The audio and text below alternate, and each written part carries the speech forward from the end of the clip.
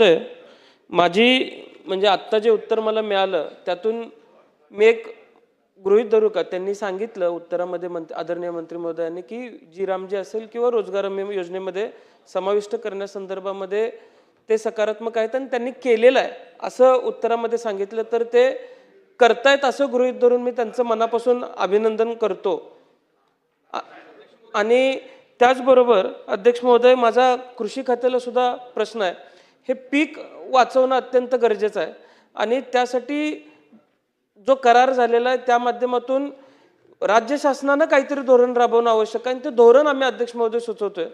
द्राक्ष पीक वाचवायचं असेल तर तासगावला टेबल ग्रेप चांगला आहे, कॅलिफोर्नियाला टेबल ग्रेप चांगला आहे, तर त्याचं एकत्रित एक सेंटर उभं राहिलं पाहिजे। राज्य शासनाच्या वतीने एक ॲक्टिव्ह सेंटर उभारलं पाहिजे।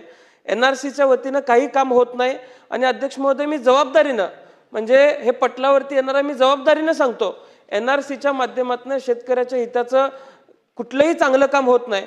कुठलंही वाण आज शेतकऱ्यांना चांगल्या पद्धतीचं मिळालेलं नाही।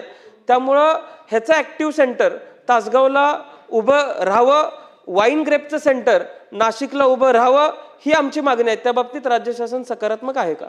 मंत्री महोदय।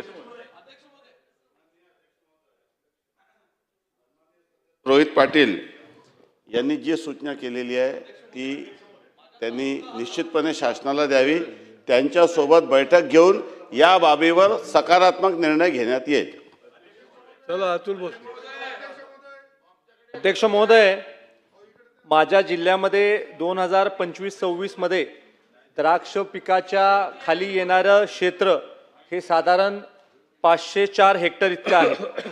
अध्यक्ष महोदय, आता सगळ्या सन्मान्य सदस्यांनी लक्षवेधीच्या द्वारे जो प्रश्न सन्मान्य मंत्री महोदयांना विचारला त्या प्रश्नाच्या अनुषंगाने अध्यक्ष महोदय, मला आपल्याला एक आवर्जून आजच्या या